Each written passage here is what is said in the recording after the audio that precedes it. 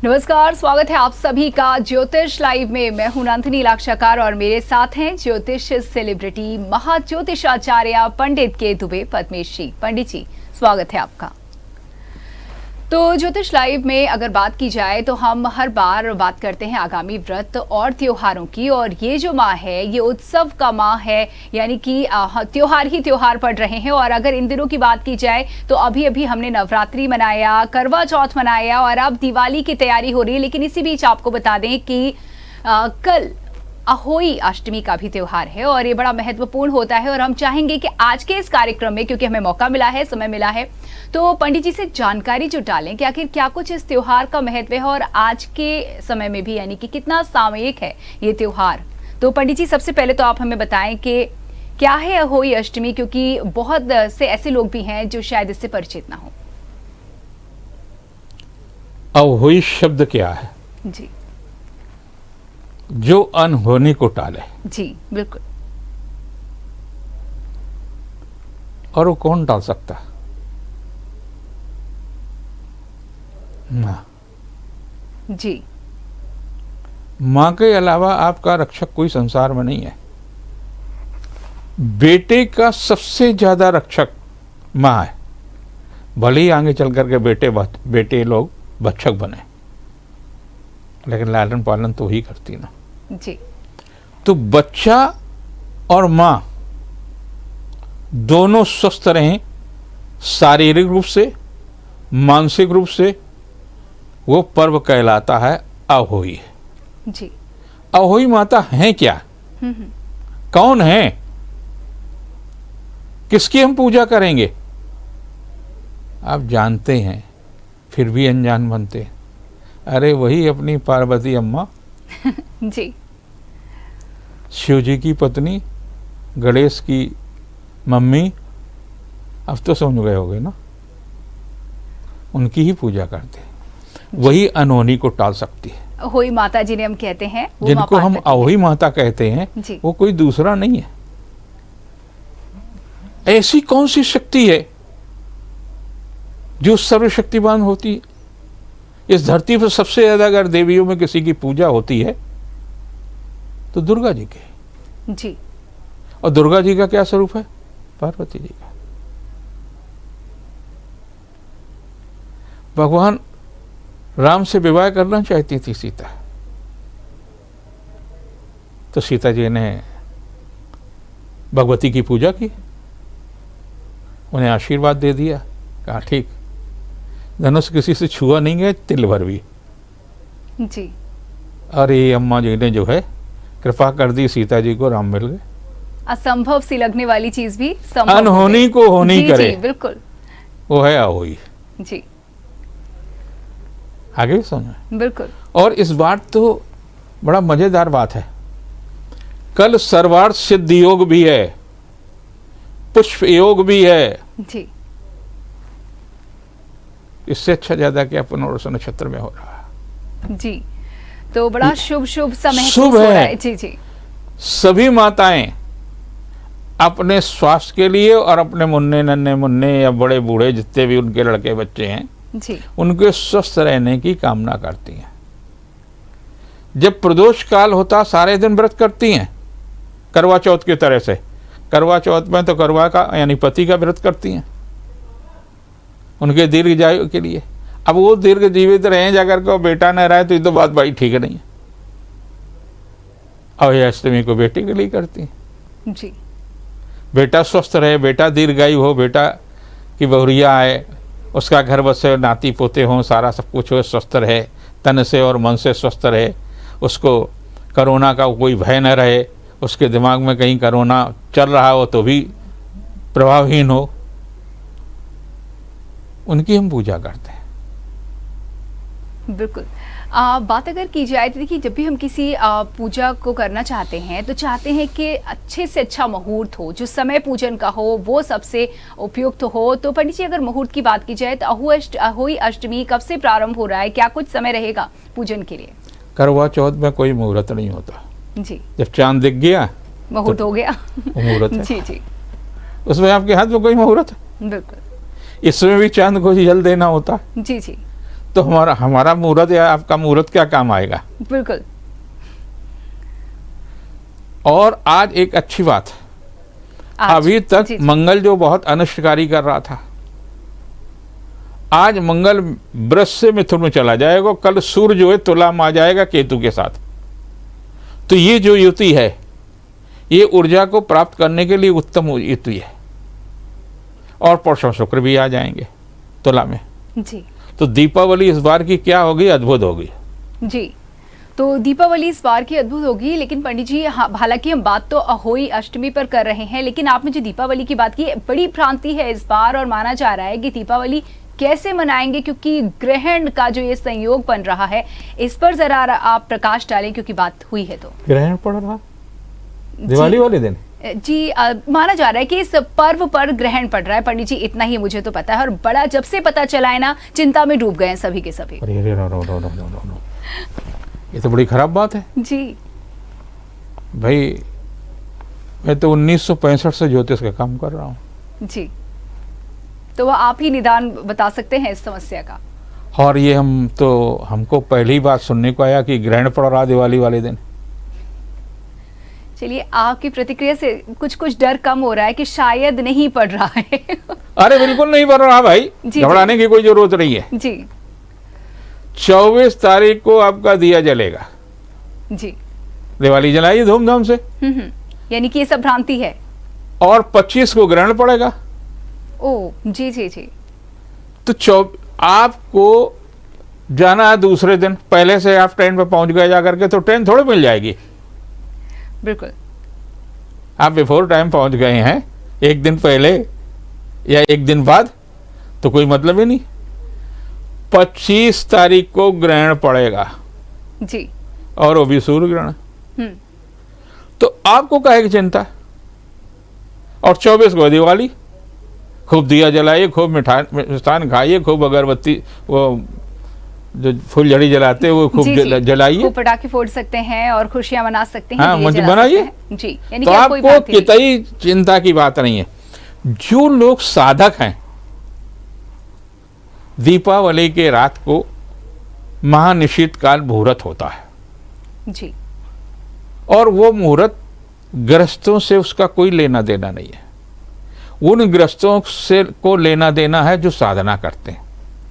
उस दिन भगवती की, और बंगाली लोग महाकाली की साधना करते हैं महानिशीत काल में।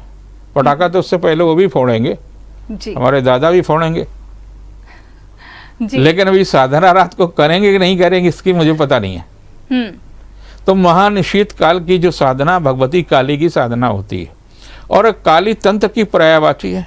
आप लक्ष्मी जो स्वरूप है देवी का, भगवती का, उसमें महालक्ष्मी, महासरस्वती और महाकाली तीनों का स्वरूप है, और उस स्वरूप का हम पूजन करते हैं महानिशीत काल में। तो महानिशीत काल में जब हम पूजन करेंगे उस समय जो है हमारा सूतक लगेगा। और महानिशीत काल में सूतक के समय में अगर आप दीक्षा ले लेते हैं, कोई नहीं मिले आपका दादा दादी नानी नाना, उनसे ही अगर आप मंत्र ले लेंगे, 3 बार उनसे मंत्र ले लिए, पाँव छू लीजिए, आप दीक्षित हो गए। और उस मंत्र को जप करेंगे सारी रात 4 घंटे, तो आप निश्चित रूप से मान लीजिए पूरा वर्ष अच्छा जाएगा जी। और मंत्र भी हम दादा को बताए दे रहे हैं जी। दादा तो नहीं बताएंगे, और तो कंजूस आदमी, हमको चाय तक तो पिलाते नहीं है। श्रीम ह्रीम सरस्वती स्वाहा। और ये मेरा मंत्र नहीं है, ये ब्रह्मा जी ने ये मंत्र दिया था कुबेर जी के। और कुबेर जी का तो आप समझते हैं, जिस पर कुबेर जी की कृपा कर दें, एक नया हिंदुस्तान आप बसा सकते हैं। लंका सोने की उनने बनाई है, विष्णु का बेडरूम उनने बनाया, जो पहला जहाज था दुनिया को पुष्पक विमान वो उनने बनाया। तो कुबेर जी की कृपा जिस पर हो जाए तो कहीं नहीं क्या। जी, वाकई। तो देखिए, बहुत ही सकारात्मकता आ गई इस चर्चा के दौरान। बात अहोई अष्टमी की हो रही। चाय भी पिलाएंगे पंडित जी, जो बन पड़ेगा करेंगे। मिठाइयाँ भी खानी है, अब तो खूब त्योहार ही त्योहार हैं। तो अगर बात की जाए पंडित जी, जिस तरीके से आप जानकारी दे रहे थे, जानकारी के अभाव में ही कहीं ना कहीं असमंजस की स्थिति होती है और यही हमारा उद्देश्य है कि इस कार्यक्रम के जरिए पंडित जी के माध्यम से आप तक जानकारी पहुंचाएं और आपके हर त्योहार को सफल बनाया जाए, सुफल बनाया जाए। बात अहोई अष्टमी की अगर करें पंडित जी, माना जाता है कि हर एक व्रत के पीछे एक कथा होती है, कथा का बड़ा महत्व होता है और उसको सुनने के बाद ही वो भाव आते हैं जो जरूरी होता है किसी भी व्रत और त्योहार को बनाने के दौरान हमारे मनों में होना, यानी कि श्रद्धालु के मन में होना। तो पंडित जी, अहोई अष्टमी को लेकर क्या कुछ कथा है? बड़ी छोटी छोटी चीजें जोड़ दी जाती है जी। हम दो तरह से समझाते हैं, एक कथानक के माध्यम से समझाते हैं जी। और एक इस तरह से समझाते हैं सीधे सीधे जी जी, व्यवहारिक उदाहरण गणित के दृष्टि से। जी, जी, 2 जी। + 2 4 है, 4, बिल्कुल। 1 + 1 + 1 + 1 4 है, 3 + 1 4 है। तो इस प्रकार से खिलौने के माध्यम से भी हम समझाते हैं जी कि किस प्रकार से। तो हमारे जितने भी ग्रंथ हैं वो आपको समझाने के लिए हैं, उसका मुख्य उद्देश्य ही केवल ये है। और उसके साथ कथानक जोड़ दी गई, जिन्होंने हमारे ग्रंथकार रहे उन्होंने कथाएं उसके साथ जोड़ी हैं। कुल तात्पर्य ये है कि आप आज की तारीख में क्या हो रहा है। अभी हम टीवी चैनलों पर जो देखते हैं कि हनुमान जी का रोल अदा करते करते हनुमान जी गिरे, जी, हार्ट अटैक हो गया है। एक जगह रावण जी गिरे, हार्ट अटैक हो गया है। एक जगह लक्ष्मण का पाठ करते करते, तो ये कहीं शादी में नाचते नाचते गिरा युवा, और सब युवाओं के साथ जो हो रहा है ये अकाल मृत्यु है, अनहोनी है। और अनहोनी को कैसे टालें? आज ही नहीं अनहोनी हो रही है, आज से पहले भी हो रही होंगी। और उन्होंने हमारी व्यवस्था की, हमारे जो मनीषी थे जी, उन्होंने हमको व्यवस्थाएं दी कि किस प्रकार से आपके जीवन में अनहोनी न हो। तो माँ को कौन सा सबसे ज़्यादा प्यारा होता है? उसको अपनी संतान प्यारी होती है। तो संतान को प्यारी होने के लिए सीधी सीधी जो जमीन से जुड़ा हो वो देवी देवता हमारे लिए नज़दीक है। 3 मिट्टी के टुकड़े को हम गौरी मान लेते हैं। जी। आप सोचेंगे 4 मिट्टी के टुकड़े क्यों नहीं है? हाँ बिल्कुल, ये सवाल तो बनता है। तो सोचो ना। जी, मैंने सोचा और मैं जानना चाहती हूँ। एक लक्ष्मी जी है, जी, एक सरस्वती जी है, एक महाकाली है, तीनों को मिलाकर के महागौरी है। जी, आप अभी नवरात्र के व्रत किए होंगे, दुर्गा जी के नाम से आपने व्रत किए, लेकिन उनके 9 दिन अलग अलग नाम हैं, उनमें कहीं भी दुर्गा जी का रूप नहीं है। जी, हम जप करते हैं दुर्गा जी का, दुर्गा सप्तशती की जप करते हैं, ब्रह्मचारिणी है। कौन है? दुर्गा जी। कौन सा स्वरूप है? पार्वती का। तो ये देवी का जो आदि शक्ति है, दुर्गा किसी गर्भ से नहीं पैदा है, एक शक्ति है, एक ऊर्जा है, वो कोई भी स्वरूप धारण कर सकती है। ऊर्जा के लिए जो है, आपको लाइट जब दिखाई देती है, ट्यूबलाइट दिखाती है तो ट्यूबलाइट चमकती दिखाई देती है और उसका प्रकाश दिखाई दे रहा है, लेकिन ऊर्जा नहीं दिखाई दे रही है कि आखिर से कौन, अगर मेन स्विच बंद कर दिया जाएगा तो ट्यूबलाइट क्या करेगी? तो मेन स्विच जो है ऊर्जा है। और ऊर्जा क्या है? आदि देवी। आदि देवी के 3 पार्ट बने, एक महाकाली, एक महासरस्वती और महालक्ष्मी। और वो उन तीनों का प्रतिनिधित्व होता है कि हम महागौरी के स्वरूप में हम मिट्टी के, कच्ची मिट्टी के 3 ढीले ले लेते हैं और उन पर सिंदूर रख करके उनको स्वरूप मान लेते हैं। तीनों देवी हमारे जीवन को कल्याण करें। अगर भूतकाल में हमने कोई पाप किया है तो हमें उसे मुक्त करें, जो वर्तमान में कर रहे हैं वो है, और भविष्य में भी मुझसे कोई ऐसा ना हो जघन्यकार जिसके कारण से हमको प्रायश्चित करना पड़े। जी बिल्कुल। पंडित जी, जिस तरीके से आप हमें बता रहे हैं, निश्चित तौर पर जो मन जो है वो श्रद्धा भाव से भरता जा रहा है, और हम चाह रहे हैं कि इस मौके पर, यानी कि जो त्योहार है अहोई अष्टमी का, पूरे विधि विधान के साथ पूजन करके हम माँ की कृपा प्राप्त करना चाहते हैं। मुहूर्त की तो हमने बात की, चंद्र उदय के साथ ही इसका मुहूर्त प्रारंभ हो जाता है, ठीक उसी तरह जिस तरीके से करवा चौथ में भी हम करते हैं। लेकिन अगर दिन के प्रारंभ की बात की जाए, किस तरीके से इस दिन की शुरुआत की जाए, क्या कुछ दिनचर्या हो और क्या भाव हो? प्रातः काल हम संकल्प लेते हैं जी। जिस व्रत में संकल्प नहीं वो व्रत नहीं है। स्वयं विष्णु कहते, स्वयं नारायण कहते हैं, तुम संकल्प लो, हम शुद्ध कर देंगे। जी। हमारा परमात्मा कितना सरल है यार, उससे सरल तो हमारे पिता भी नहीं है जिन्होंने हमको जन्म दिया। जी। वही कहीं कमा के लाओगे तब तुमको खिलाएंगे, पढ़ोगे नहीं जाकर के 2 डंडे लगाएंगे, ये तो कुछ भी नहीं कहते। तुम खाली संकल्प ले लो, हम सिद्धि कर देंगे। और अगर वो भी हम नहीं करना चाहते तो खराब बात है। बिल्कुल। कि हमारा परम पिता इतना सरल है कि हमारी हर क्षण हमारी मनोकामना को, तो सबसे पहले व्रत के लिए आपको संकल्प लेना होगा।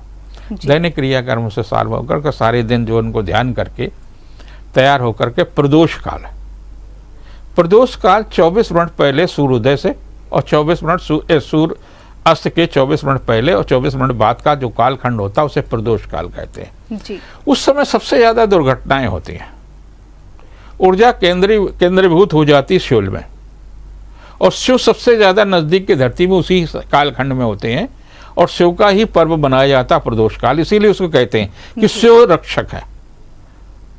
और शिव दुनिया में सबसे ज्यादा किसकी बात मानते हैं? पार्वती की। पार्वती जी। क्या बात है, संगत का असर। संगत का असर है।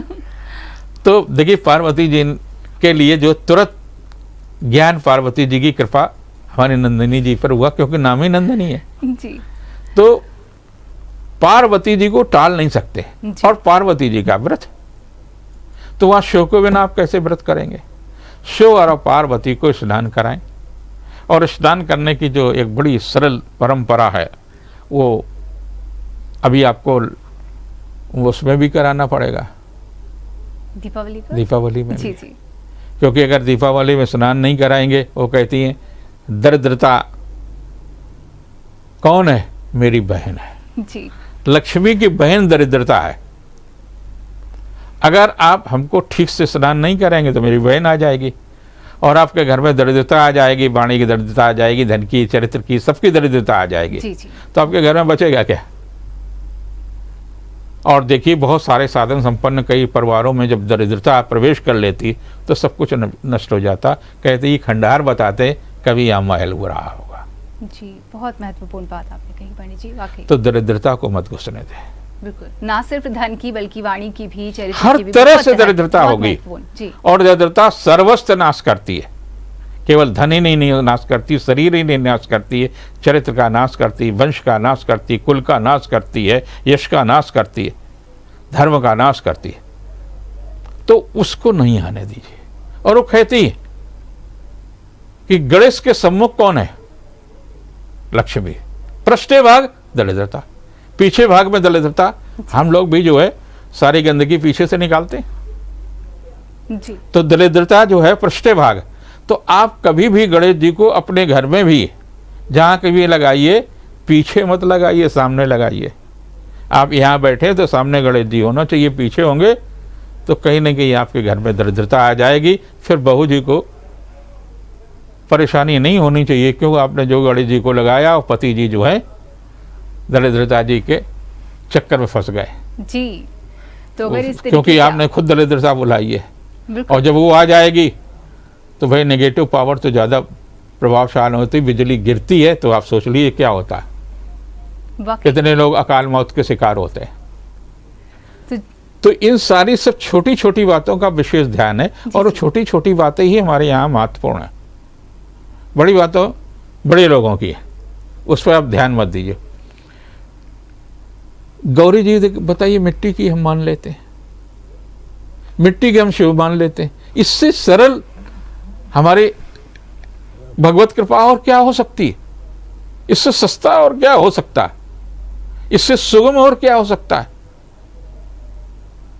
आप सारे दिन जो है उनकी मूर्ति बनाइए, मैया की और शिव जी की, उनकी मूर्ति बनाइए, सारे दिन मिट्टी की मूर्ति बना लीजिए। दिन भर करेंगे क्या? अब नंदनी जी को तो ऑफिस जाना, सबको तो ऑफिस नहीं जाना ना, और ऑफिस में भी कितने घंटे काम करती है तो आपको पता ही है। बाकी टाइम तो बना ही सकते हैं। सब कोई कर सकते हैं, कुल मिलाकर के अगर इच्छा शक्ति हो हाँ, तो बिल्कुल संभव है। जी जी, तो मूर्ति बना ले जी।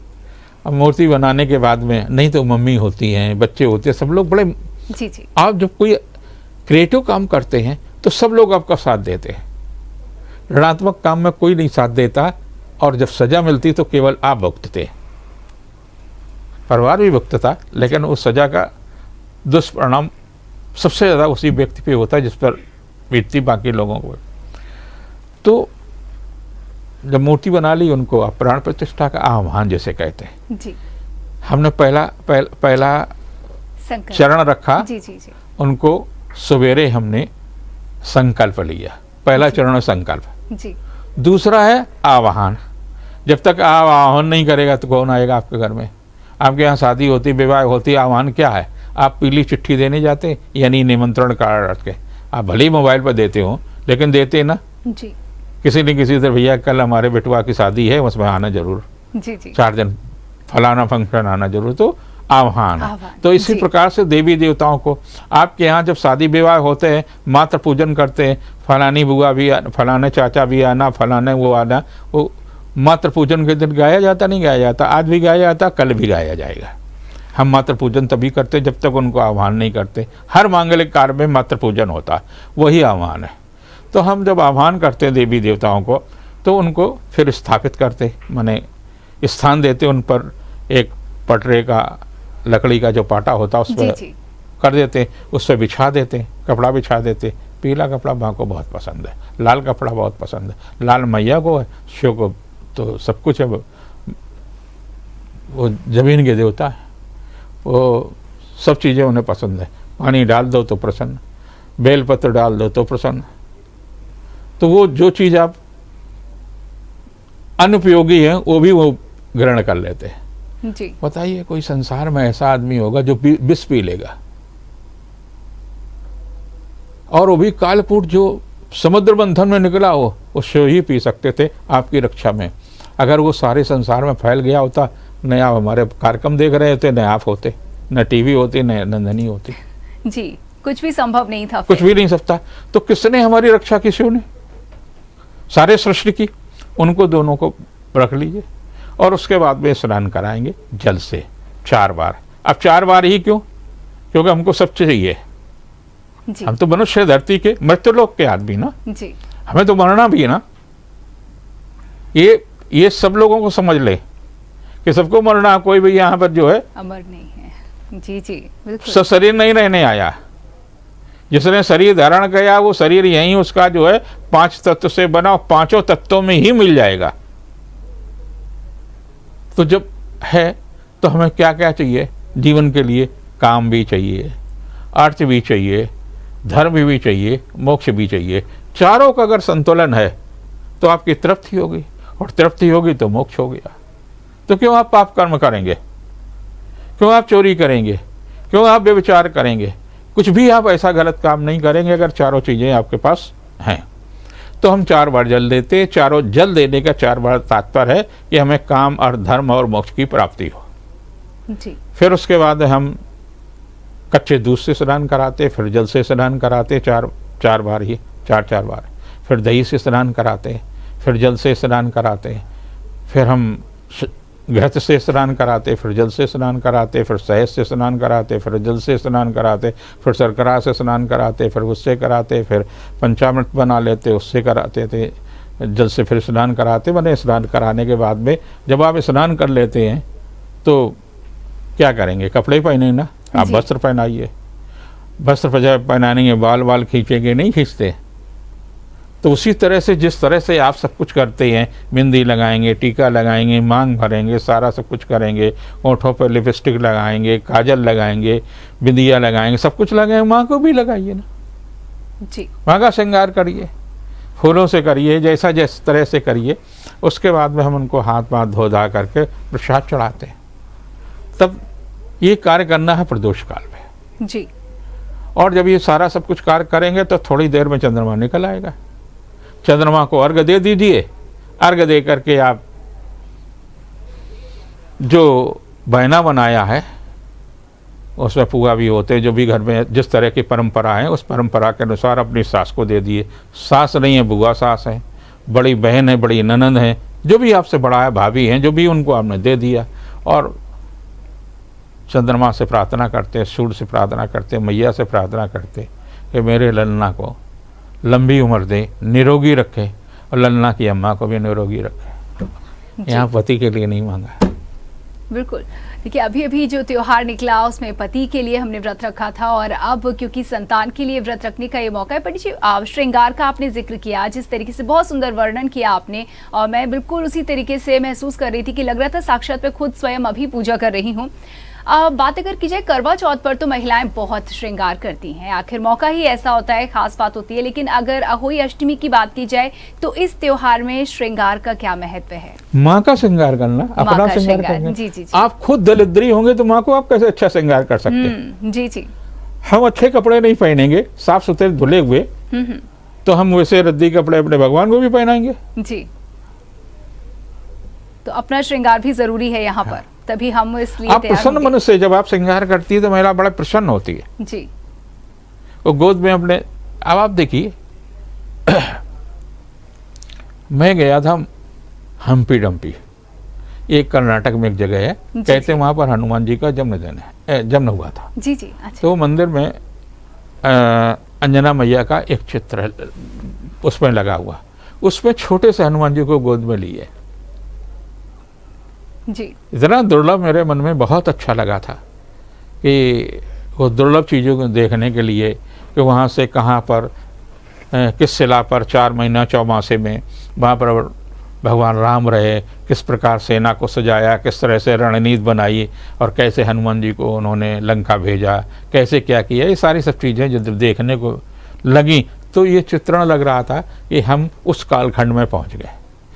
ठीक है, कुछ 100 वर्ष पहले वहाँ मंदिर बन गए हैं, 700-800 वर्ष पहले तो जंगल, लेकिन अभी भी वहाँ पहुँचना काफ़ी दुर्लभ है। नदी है, तुंगभद्रा नदी है, उसका जल काफ़ी गहरा होता है, और उनके बीच में पहाड़ियों पर ही है, नाव का उपलब्ध हो जाती है, नाव से आप जा सकते हैं। जी बिल्कुल। देखिए, इस माँ के हाथ में कितना कुछ है, ये हमने जाना है कि स्त्री जो सिर्फ ना अपने पति की लंबी आयु के लिए व्रत रखती है, अपने परिवार के सुख समृद्धि के लिए पूजा पाठ करती है, अपने पुत्र के लिए भी, अपनी संतान के लिए भी, किसी अनिष्ट को भी रोकने की क्षमता रखती है। पंडित जी, पहले एक दौर था, मतलब एक समय था जब देखते थे कि माँ बनते ही एक अलग तरीके की परिपक्वता महिलाओं में आ जाती थी, स्त्री में आ जाती थी, लेकिन आज की जो माँ देखते हैं कहीं ना कहीं उसमें परिपक्वता की कमी होती है। आप इसे कैसे देखते हैं? और क्योंकि ये मौका है अहोई अष्टमी का, और हम एक माँ के बारे में बात कर रहे हैं, किस तरीके से वो व्रत रख के अपने पुत्र के लिए अनिष्ट को भी रोक सकती है, तो आप क्या लगता है किस भाव के साथ में आज की माँ को इस व्रत को करना चाहिए? 2-3 चीजें नंदिनी जी, कड़वी और मीठी है। कड़वी और मीठी दोनों ही। जी। हमारी उम्र के जो लोग हैं उन्होंने युवा पीढ़ी के सामने सरेंडर कर दिया जी, और वो ग्लैमर धन के पीछे दौड़ने लगे, जिसकी बहुत बड़ी आवश्यकता नहीं थी। बिल्कुल।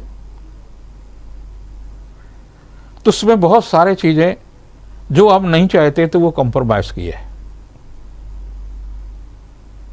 और उन कंप्रोमाइज कारण में आपके संस्कारहीनता भी जुड़ी हुई है, खान पान भी जुड़ा हुआ, वो तमाम सारी चीजें आपने जोड़ ली, जिससे आपकी दिशा निर्देश का एक भय का वातावरण कि अगर ऐसा हमने कंप्रोमाइज नहीं किया तो हमारा ये नुकसान हो जाएगा, और ऐसा करेंगे तो ऐसा हो जाएगा, ऐसा करेंगे तो आपने एक अनचाहे मन से उन तमाम सारे संस्कारों को स्वीकार कर लिया जिसको आप नहीं चाहते थे जी।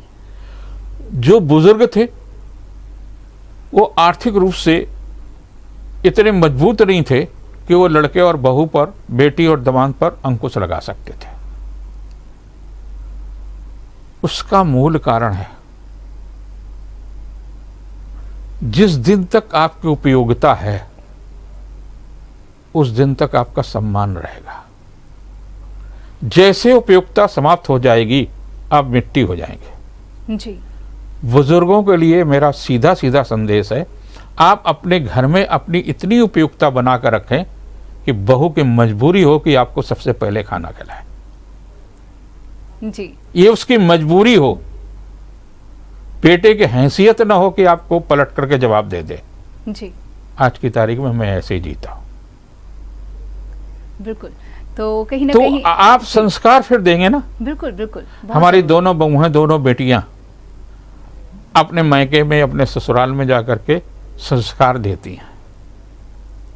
वो कहती हैं पद्मे जी के घर की तुम बहू हो गई हो ना, अब तो हमको उनकी जब समझे हमारे लोगों के फोन आते तो हमने कहा अपने बिटिया से पूछ लो जहाँ कै बजे मुहूर्त, कैसे क्या करना। जी जी। तो वो बताती हैं, अपनी सास को बताती है, अपनी माँ को बताती है जा करके कि नहीं नहीं मम्मी ऐसे नहीं, ऐसे करिए, ऐसे नहीं गई, इसका मतलब ये, इसका मतलब ये। क्योंकि वो सुनती हैं, देखती हैं। ये आप पर निर्भर था और आपकी जो जिम्मेदारी थी, आप अपनी जिम्मेदारी से भागे, कोई भी कारण रहा हो। हमारा युवा इसलिए भटका है कि आप अपनी जिम्मेदारी से भागे। आप अपने आप को कमजोर साबित कर चुके। जब आदमी मरता है तो लोग कहते हैं मिट्टी खराब हो जाएगी, जल्दी ले चलो। उस समय आप मिट्टी हो जाते। जी। तो जीवित रहते हुए तो मिट्टी मत बनिए। कौन सी ऐसी मुसीबत है जिसके कारण से आप अपने आप को आत्मसमर्पण करें? कोई आवश्यकता नहीं है। अपनी उपयुक्तता बनाए रखिए, सब सम्मान करेंगे, और जब सम्मान करेंगे तो संस्कार आपके घर में लौटेंगे। जी, बहुत ज़रूरी है और बहुत अच्छा लगा पंडित जी ये सुन करके, और बहुत महत्वपूर्ण बात आपने कही कि जीवित रहते हुए मिट्टी ना बनिए। और अच्छी बात ये है कि संस्कार आपके घर में बने रहें, ये हमारे अपने हाथ में है। बस ज़रूरी है कि वक्त से पहले समर्पण हम ना बहुत किया सारी जाए चीज़ें गलत कह तरीके देते हैं। जी जी।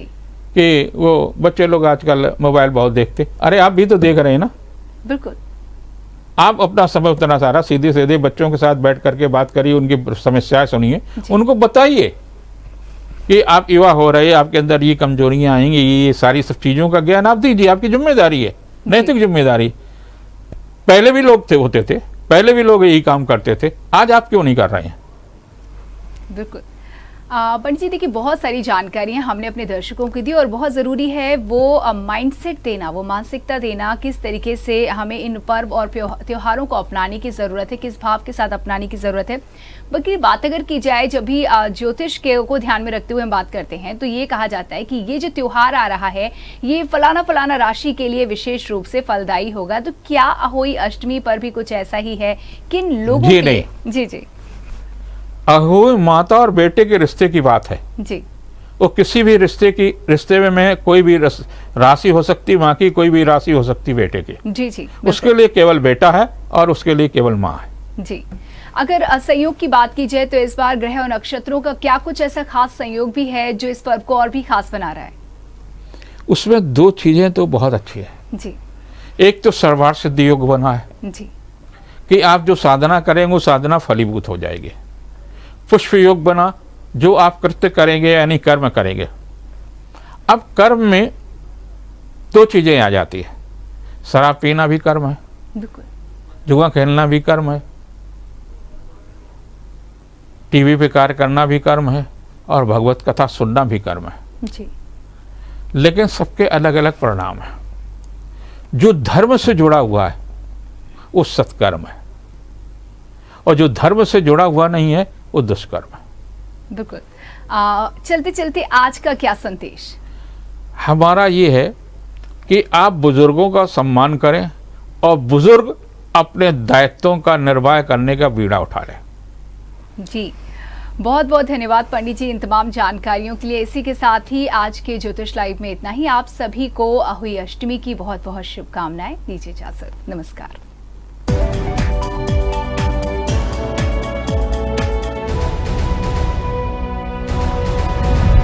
अगर आपको हमारा वीडियो पसंद आया हो तो हमें लाइक करें, सब्सक्राइब करें और ज्यादा से ज्यादा शेयर करें और हाँ, बेल आइकॉन दबाना ना भूलें ताकि हर खबर का अपडेट आप तक पहुंचे तुरंत। आप हमें इंस्टा, ट्विटर और फेसबुक पर भी फॉलो कर सकते हैं। हमारी आईडी है @JMT News Flash।